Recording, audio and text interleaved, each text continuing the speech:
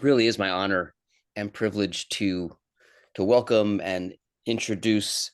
I know her as Reb Marcia, which is another term for rabbi, and that's how I affectionately know her. And I've been a student of Reb Marcia for a long time, and living in Philly, she is a really important presence and really one of the spiritual leaders of the ALEPH Renewal Jewish movement, which she may talk about in some respect. But I want to focus on this book, which is going to be the source of what we're doing. And you'll see it's very well loved. This is not staged. These are actual notes. A very well loved book, and truly a game changer for me in how I personally and as a leader of prayer in the Jewish faith have come to understand the words, and the words that we say maybe more than any other words, this set of invocation to blessing. So I'm going to hand it over to Reb Marcia. It's an honor to be with you and for alignment to be able to host you. Thanks for being here. Well, thank you so much. I'll begin as I often invite us to begin, with a deep, sweet, cleansing breath. For some of us, it is afternoon. For some of us, it is evening. For some of us, it is morning. Alignment brings people together from so many different countries, so many different time zones. Sometimes it's hard to keep track of what time it is when things are happening, because so much is happening. So much is happening through alignment, and so much is happening in the day-to-day unfolding of our lives. We live in very challenging and turbulent times, let's just say. Very challenging, sometimes even frighteningly turbulent times. So this opportunity that we have to be together is really precious, very precious. You know, I'm told that when we breathe together, that word, the word for breathing in, it's inspiration. The word for continually breathing is respiration. But the word for breathing together, that's called a conspiracy. When people breathe together. So we are together in respiration and inspiration, and in a collaborative breathing together to breathe new life into ancient words, to breathe the divine into our world. I thank you, everyone. I thank you, Margaret, and a shout out of such gratitude to my colleague and friend, the Holy Chazan, Harold Messenger, too, for inviting me tonight. So we just, for a moment, breathe. We breathe.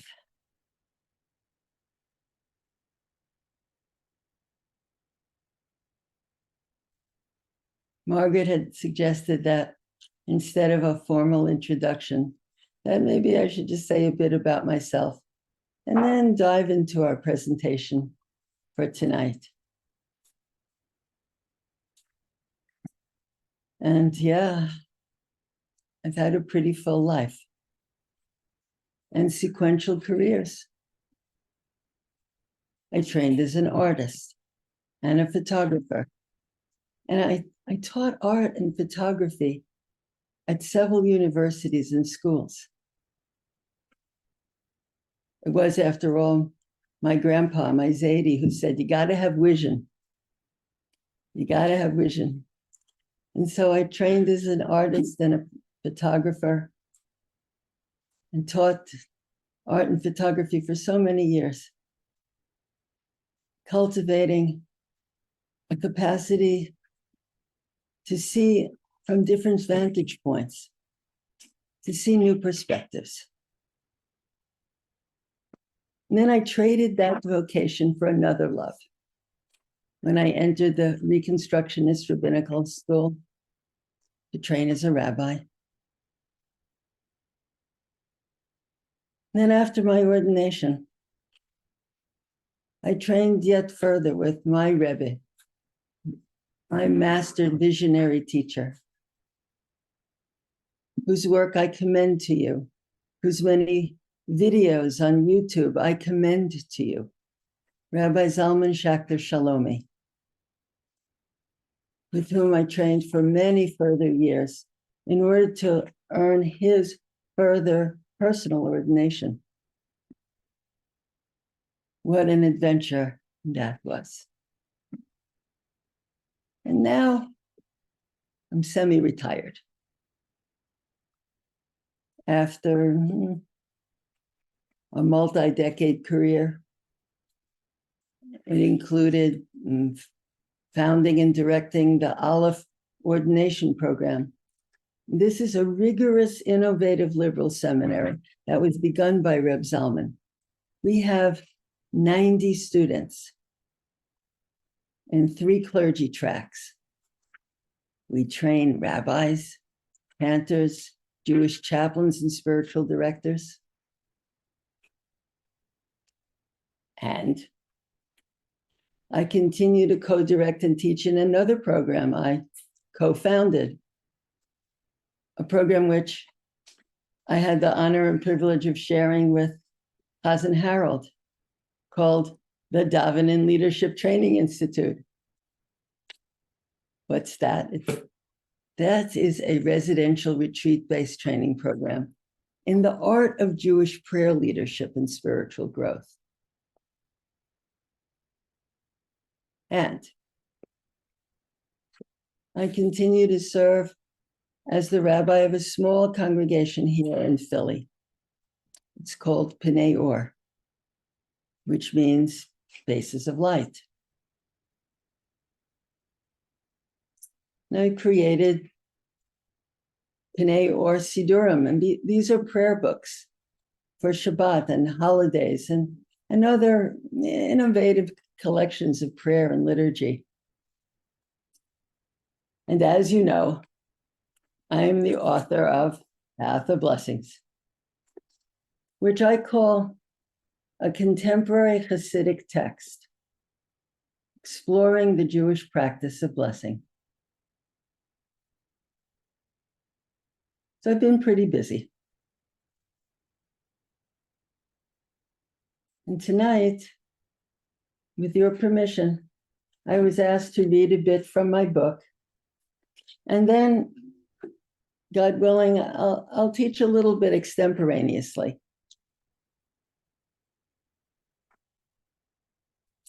So if you're good to go, here goes. If you're good to go, just twinkle. That way I can't see all of you, but I can see many of you. And that way I know that we're all on board. So I thought I would read a little bit, not from deep inside the book, but just from the beginning. Beginnings are important.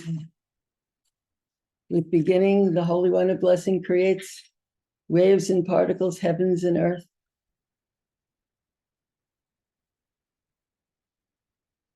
And it is often said that that creative power of the universe that we sometimes call God created the unfolding universe because God loves stories. The Path of Blessing has a lot of wonderful stories, including this one, with which I begin the adventure that became this book. From that introduction.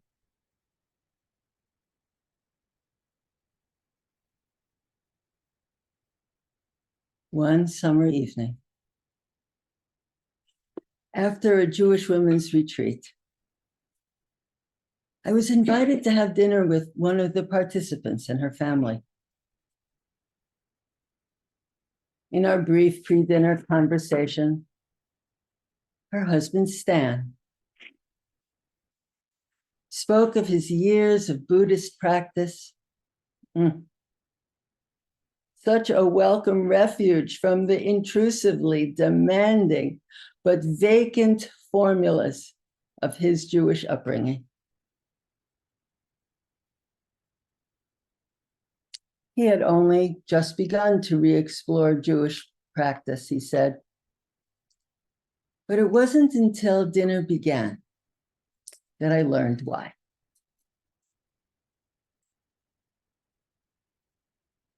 We sat at the table. And when the food was served, everybody looked at me.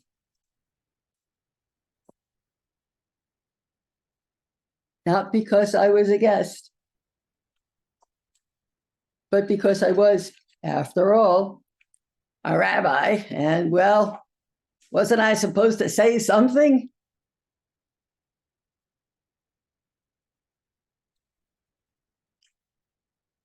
Everyone waited. I looked around, absorbing the goodness of the people gathered at the table.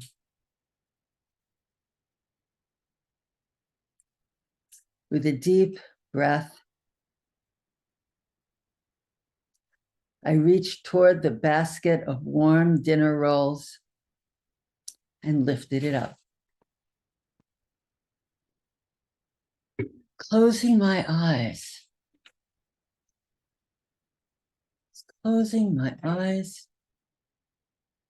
to be alone with the sensation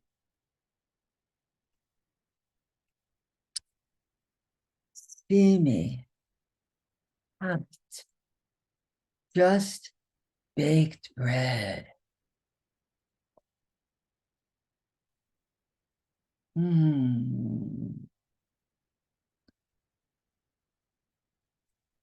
Steamy, hot, just baked bread. I inhaled its warm sweetness. For just a moment, it seemed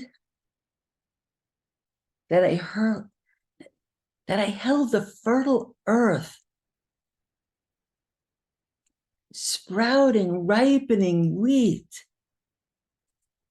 And I saw the dough rising in an extravagant explosion of yeast.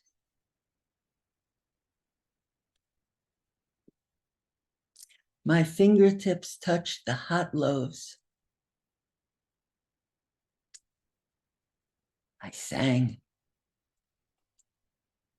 Baruch atah Adonai, Eloheinu melech haolam, hamotzi lechem min haaretz.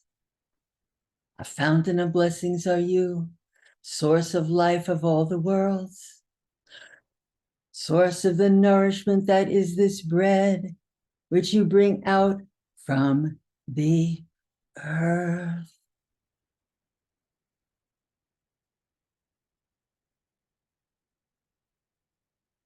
We shared the warm bread around the table. And then Stan spoke.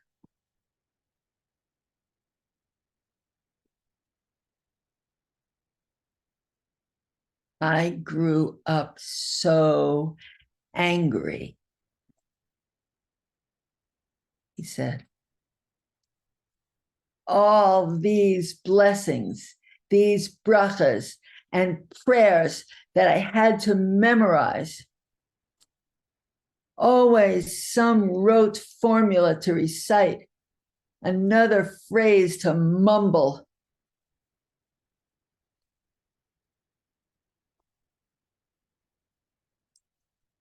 When I finally discovered Buddhism, it was such a relief.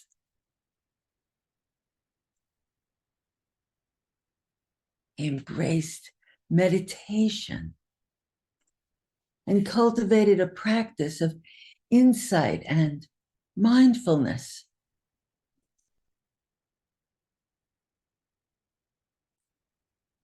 It was only because of my deepening relationship with Judy that I began to be anywhere near practicing Jews again. But there was the same obsessive compulsive stuff that I hated before. Every time they used something or saw something or ate something, there was another interruption, another mumble. It was so annoying. I was so grateful to be past that. One day, I don't remember what I was doing. It hit me. I was with someone, and he stopped what he was doing to make a bracha, like you just did. Suddenly, I got it. All those years cultivating mindfulness, and I didn't see. Making a bracha, the act of blessing, it is a mindfulness practice. Mindfulness is what blessing is.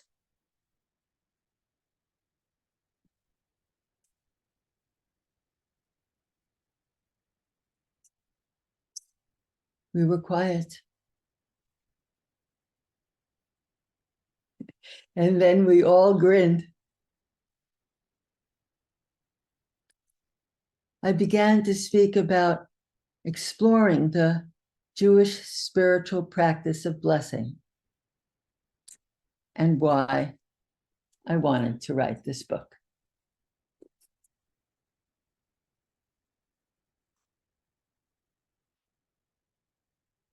A simple Hebrew blessing, a bracha, a simple Hebrew bracha, a blessing. It's a powerful thing.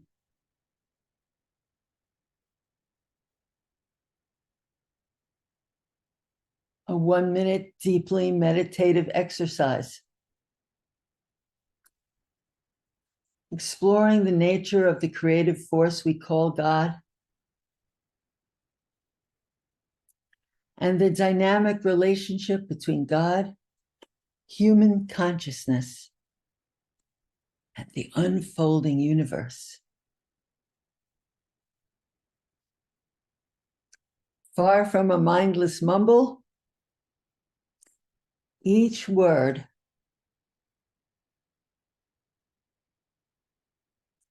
of a Hebrew blessing is crafted to touch deep centers of awareness and receptivity within us.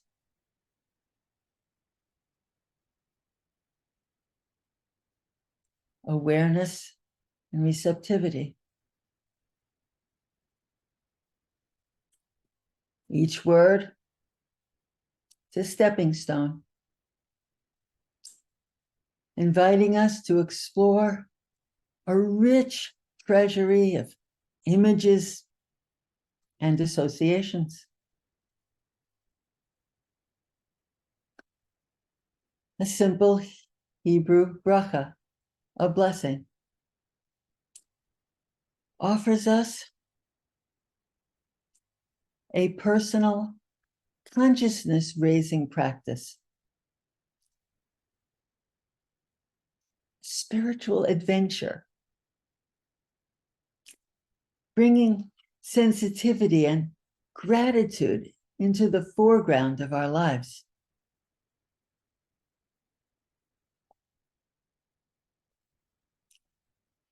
Well, we all may have moments when a blessing rises spontaneously to our lips.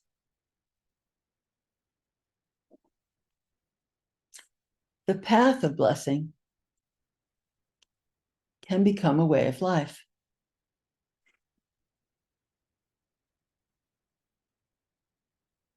Through the practice of blessing, we develop an ever deepening receptivity to the abundant love and joy flowing through creation. An ever deepening receptivity to the abundant love and joy flowing through creation.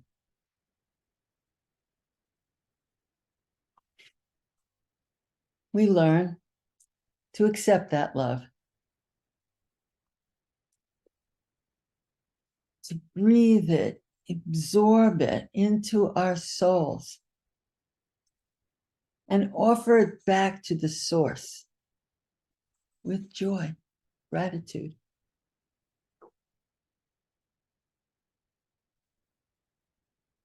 In this way, we come to feel the presence of that sourcing creative power, that source of love that flows through creation that we call God. We come to feel that presence move within us, through us. The result is bliss.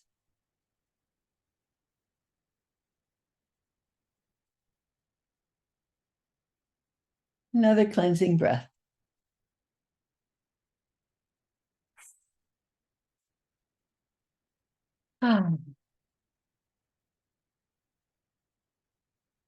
Blessing is not a recently invented practice.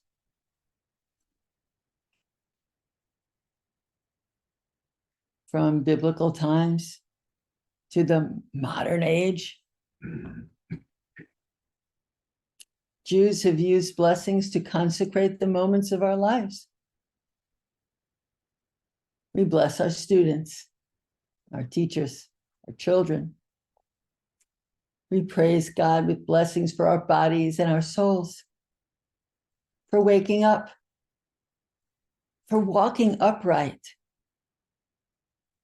for our freedom, for our food from earth and tree, for our clothing and our livelihood, for breath, for vision, for guidance, for strength, for the wonders of nature, for the privilege of learning Torah, and of serving God through sacred action.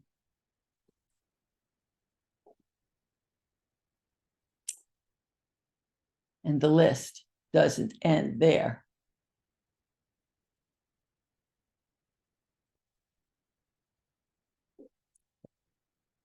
In the texts of the Bible, we find the earliest blessings our fathers and our mothers passed from generation to generation.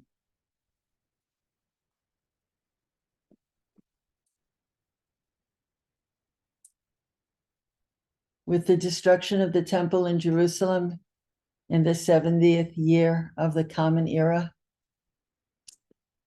the system of sacrifices and offerings, supervised by the temple priests, the Kohanim, that all came to an end.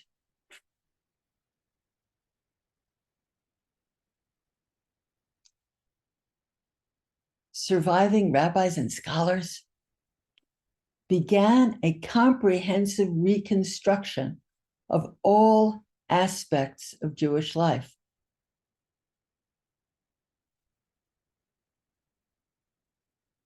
To the traumatized and despairing populace, the rabbis taught a revolutionary message.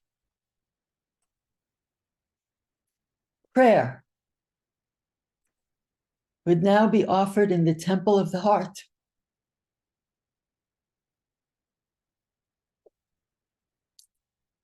Prayer would now be offered in the temple of the heart.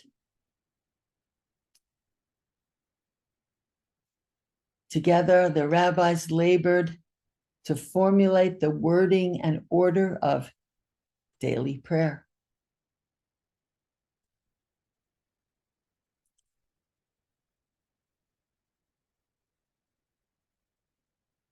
Over several generations, blessings were given formal shape in language reflecting the emerging rabbinic attitude that prayer and learning could replace the temple service as our people's living link to God.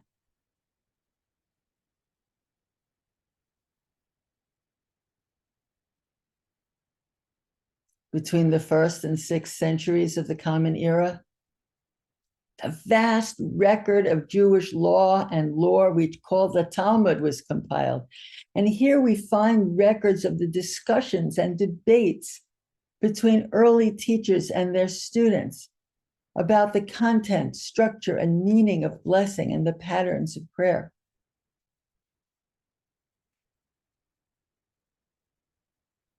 For 1,000 years and more.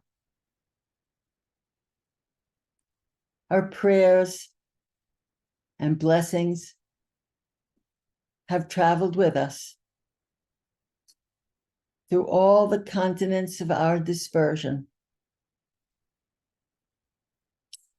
Ancient words, sung with the melodies and inflections of different lands.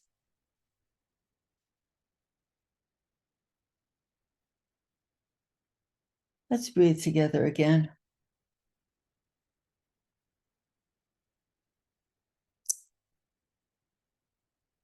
We live in the midst of a new revolution now.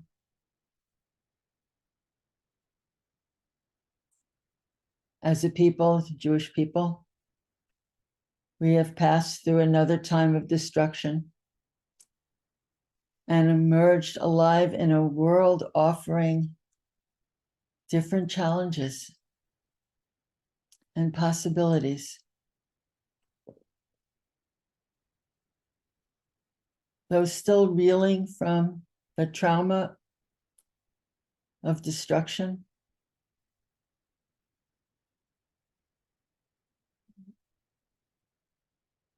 we turn to face a future holding the promise of miraculous transformations.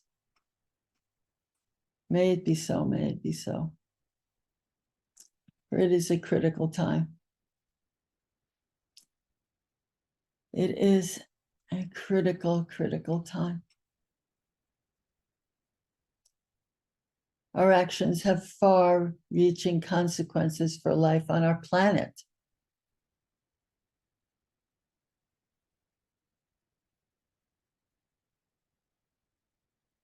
As my teacher, Rabbi Arthur Waskow, writes, we live in a world that is shaking underfoot, where men and women and now gender fluid folks too are equal, and the ghetto walls are gone, and even the great national boundaries are porous to poisonous air and water and violence.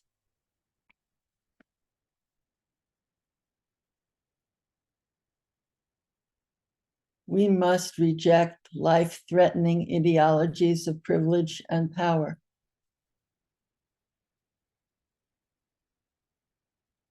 We are called to envision and manifest new patterns of relationship with each other and the earth.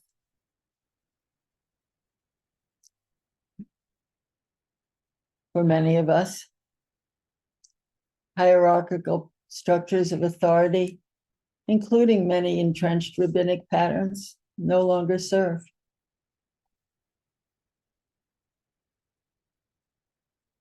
Old forms shatter,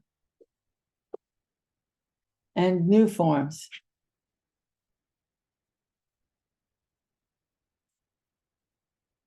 arise to guide our steps.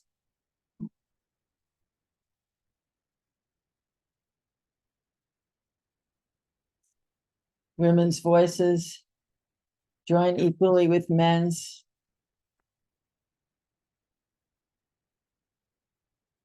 LGBTQ, non-binary folk too, join together on the center stage of Jewish life.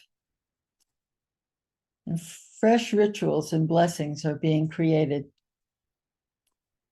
to express new experiences of the sacred. We bring new questions to our ancient stories. And in the spiritual teachings of our ancestors, we discover rich and evocative landscapes of meaning. Together, we seek the courage and the skill to heal the traumas of the past and become healers in a reimagined future to which we offer Torah and our new and ancient blessings, teaching life in harmony with the rhythms of a sacred world.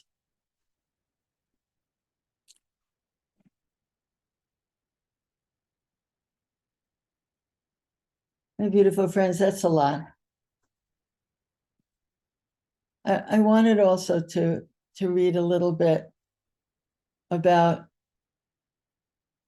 how the seeds of this work began while I was still a rabbinical student. Do you have the patience for more? Absolutely. So beautiful to hear it in your own voice. It's very kind.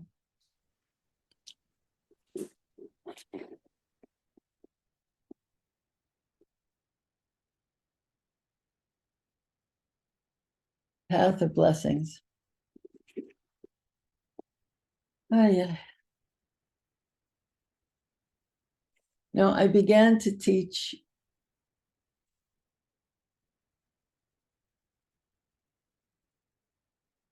I began to teach. The seeds of this work began when I began to teach, when I was still a rabbinical student. I was endeavoring to teach a few students elementary Hebrew and the basic rubrics of Hebrew prayer. Hebrew is such a rich spiritual language. It has a glow and a depth that few translations can capture. The words, they sparkle with inner meaning. They dance with inner light like jewels in a treasure chest. Yet for those of us who were not raised with Hebrew, that treasure chest is hard to open. For my students, mastering enough Hebrew just to learn basic prayers felt like a daunting prerequisite, but they so longed to find their way in.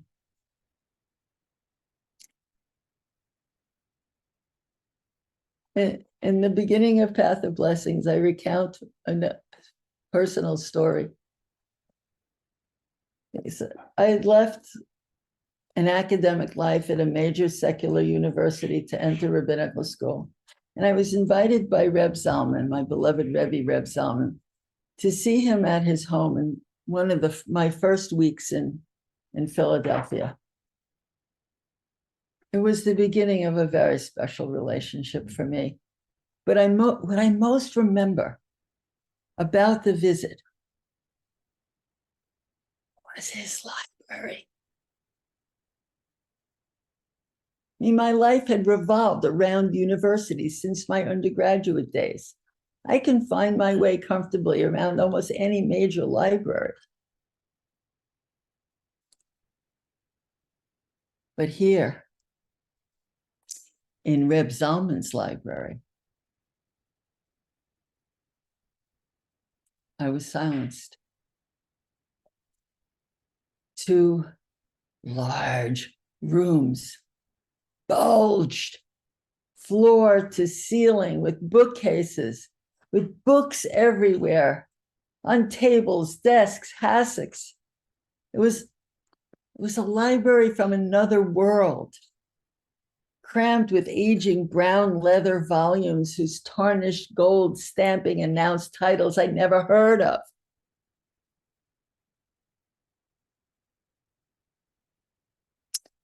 I ran my hand over the bindings. This was a library of the spiritual wisdom of my people. And I had no idea what was here. I couldn't name one author or read barely a word.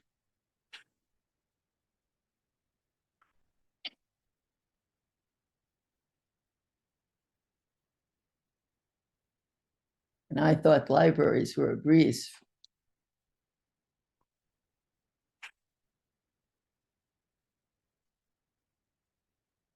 Gratefully, over the ensuing years, under Reb Zalman's guidance and with the help of other teachers like Rabbi Arthur Green and Rabbi Miles Krasson, the world of these texts began to open up for me.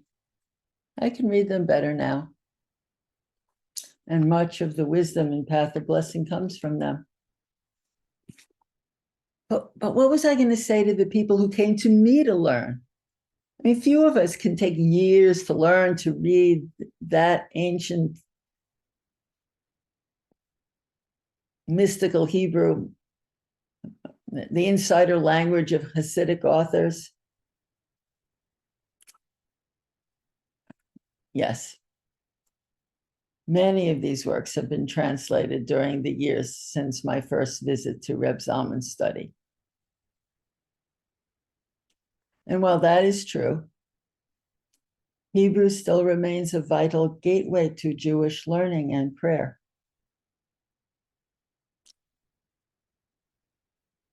So I'm coming in for a landing. Because I began to see that, well, I would never discourage it. One certainly need not be fluent in modern Hebrew at all to enter the world of Jewish prayer. In fact, as I became more steeped in Hebrew prayer as a spiritual practice, I began to see that with as few as 100 vocabulary words well taught, a vast panorama of Jewish spiritual wisdom opens up. So my students said, okay, teach the 100-word course. I said, all right, I'll teach the 100-word course. Soon my living room and his study was crammed with seekers. But I didn't know where to begin the 100-word course. Where should I start the 100 words?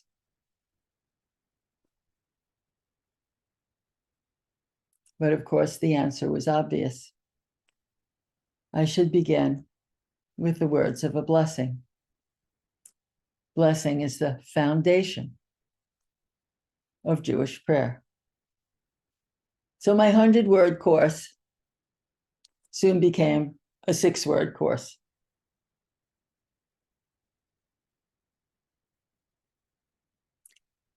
I taught for 2 semesters on 6 words. And then I did it again, 2 more semesters on 6 words. As I began to explore the depths of meaning that lay in each of the 6 words that open a Hebrew blessing.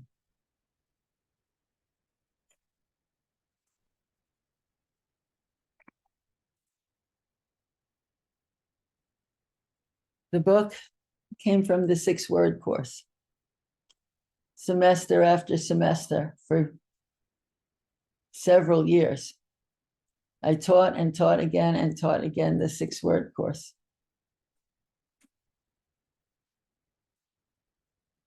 And one day, the inspiration to begin to write that down emerged from my colleague and friend, Howard Lesnick, Oliver Shalom, may his memory be a blessing, whose acknowledgement and introduction graces this book.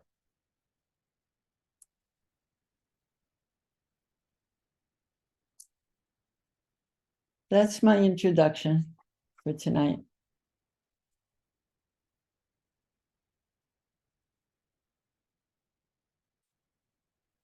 Where you all want to go next?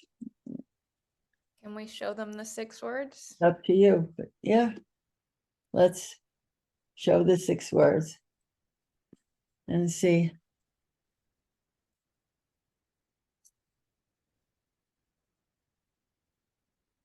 The 6 words that open a Hebrew blessing. Baruch atah. And then you'll see the Hebrew letters, Yud and He, Wav and He.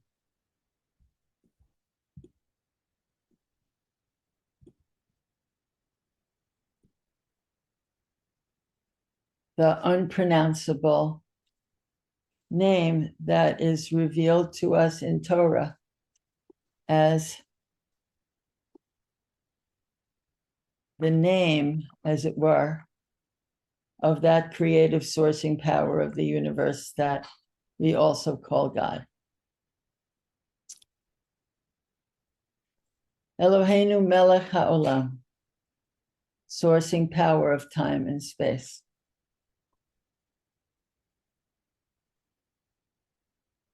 The book is an exposition on these 6 words.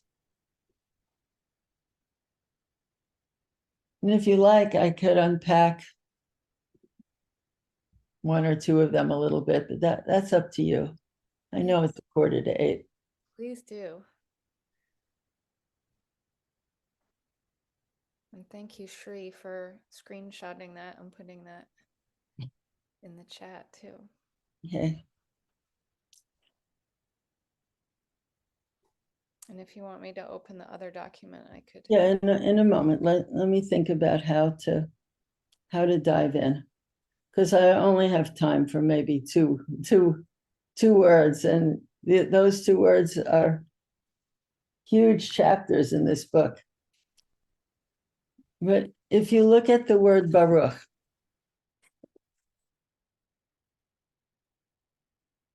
its root letters are Bet and Resh and Ch, Baruch, because vowels are added in order to denote parts of speech.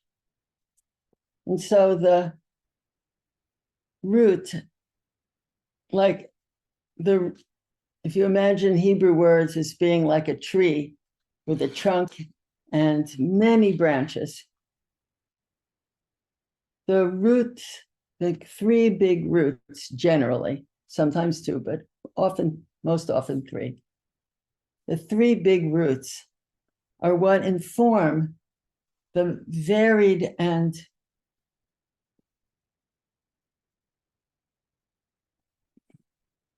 exquisite array of meanings that are the branches and the leaves. Beit is a letter that means house. Resh is a letter that means Rosh, or head. And Chaf is a letter that means the hands that are open to receive. In Hebrew, when you spell, you're also counting. Well, there's a little bit of a resonance of that even in English.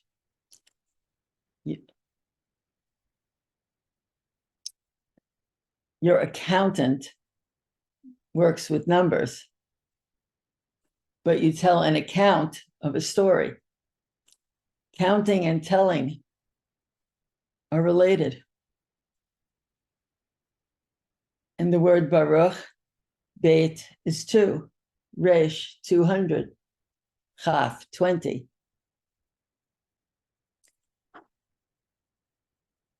In the periodic chart of the letters, like the periodic chart of the elements in chemistry, they form a column that is about containeredness. In Psalm 150, we sing, Ashrei Yoshvei Beitecha, Od Yehalelu Chasela. Richly happy are all those who dwell in your beit, in your house. They will continually praise you. How large and how small is the beit, the bayit, the housing, the holding? How large or how small is the container for the divine? Well, as large as the ever-expanding universe and as small as a charmed quark.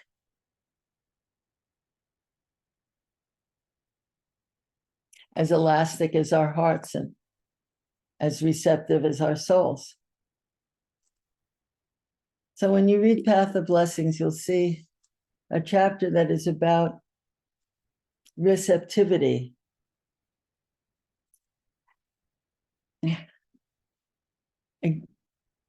Experiencing and opening our hearts and souls to the way that every aspect of the manifest universe is a housing for the divine. The final letter, Chaf, which is the hands open to receive, reminds us to keep our hearts and souls open. And of course, when the hands are full, they pour out and pour out and pour out, so that the love that flows through creation is not only held, but is shared. I translate Baruch, a fountain of blessings, in part because of a moment that I had in a little restaurant, a little cafe that had an extraordinary fountain. The water flowed up the fountain and flowed down into successive cup-shaped leaves and petals that held the water and overflowed.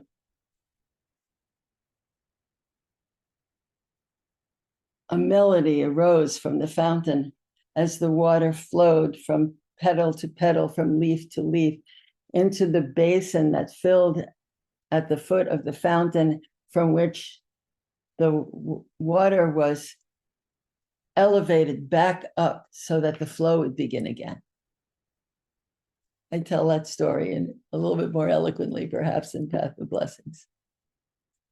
And so I translate Baruch, a fountain of blessings.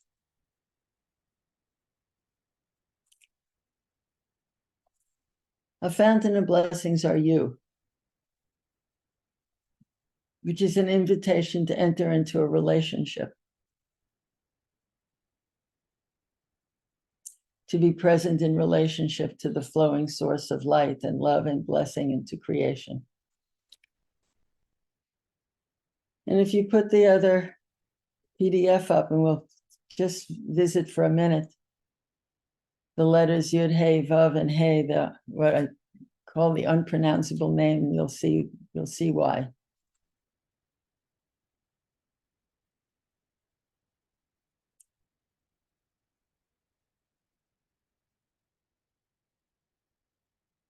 Let's see if we can get that back. There we go. Oh, it's bringing up the wrong one, isn't it? It looks good. You see, friends? Looks good. Yeah, looks Yes. good. Oh, okay. Yeah.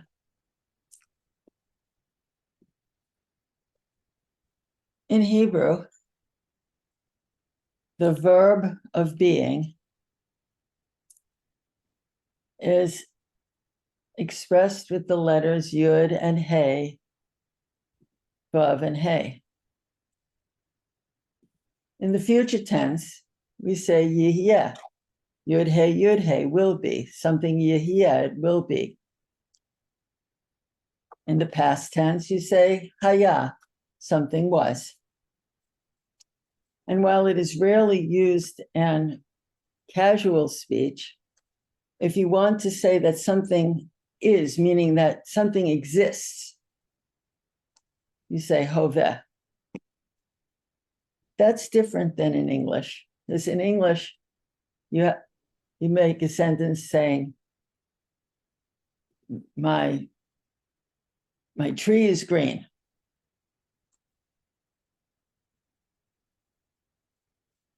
What's the purpose of the word is in that sentence?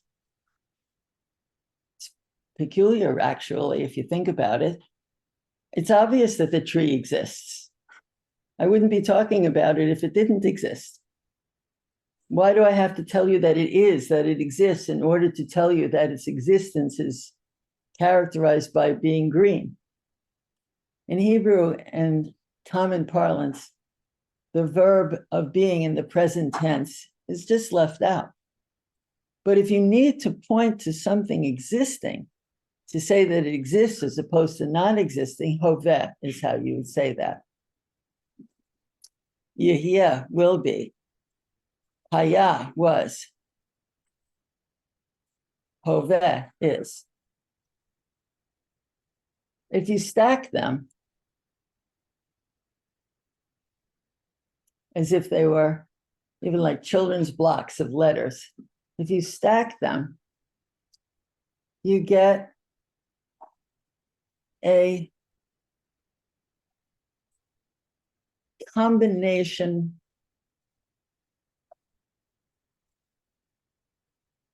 word, as it were, that is not any part of speech because it's a melding of three parts of speech. Yud Hey, Wav Hey. Blending is, was, will be.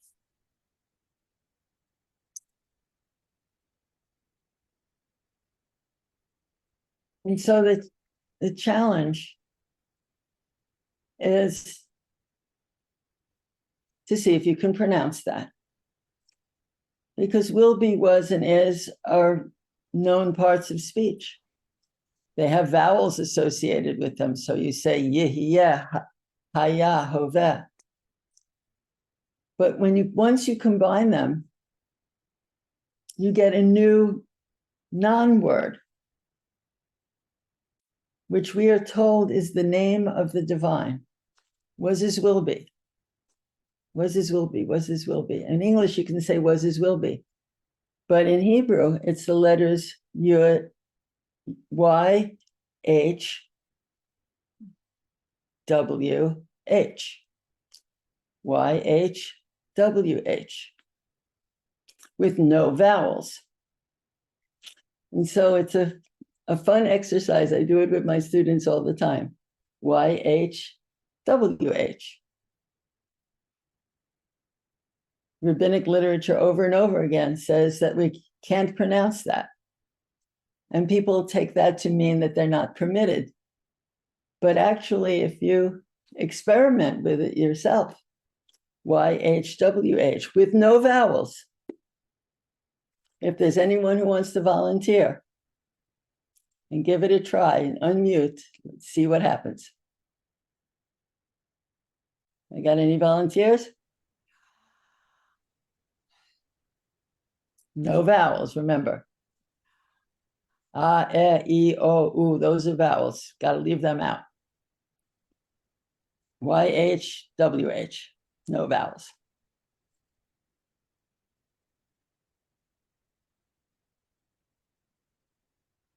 It's that deep breath you had us take at the beginning.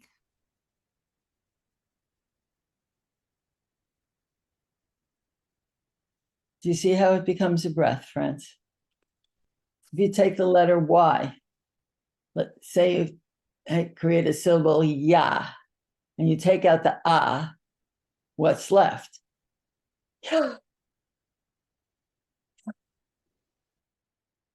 If you take the letter H, perhaps you have a syllable ha, and you take the ah out, what's left?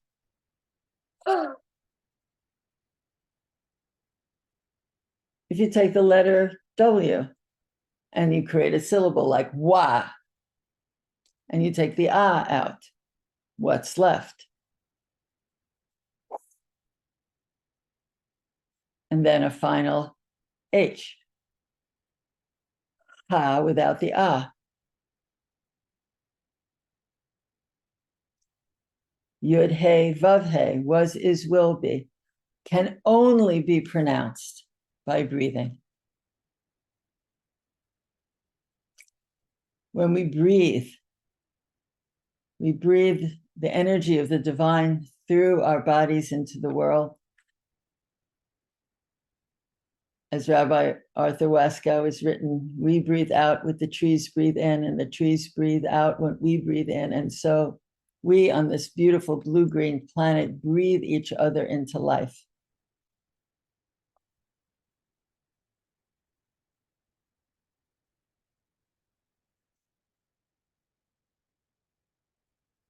Over the centuries, it became common in a Hebrew blessing or text when the unpronounceable name that can only be pronounced by breathing is seen to splice in a code phrase, a code word, Adonai. And there's a whole chapter in this book as to what that means and why we do that. And so a blessing is often transliterated Baruch Atah Adonai Eloheinu Melech Haolam, because the code word Adonai is spliced in as a place marker to hold the place of the unpronounceable name that is the breath of life. But you'll see in the previous slide, the way that I translate a blessing. A fountain of blessings, Baruch Atah are you. Yeah. Unpronounceable name, breath of life. Eloheinu melech haolam, sourcing power of time and space. And that alone is more than 3 chapters, because every word reveals depths of meaning and sparkles with inner light. And so I invite you to enjoy your read, a journey through Baruch Atah Eloheinu melech haolam, a fountain of blessings are you, source of life of all the worlds, our God and our guide, sourcing power of space and time. You flow light and love and blessing into the unfolding cosmos and into our lives and our world. Thank you, beautiful friends.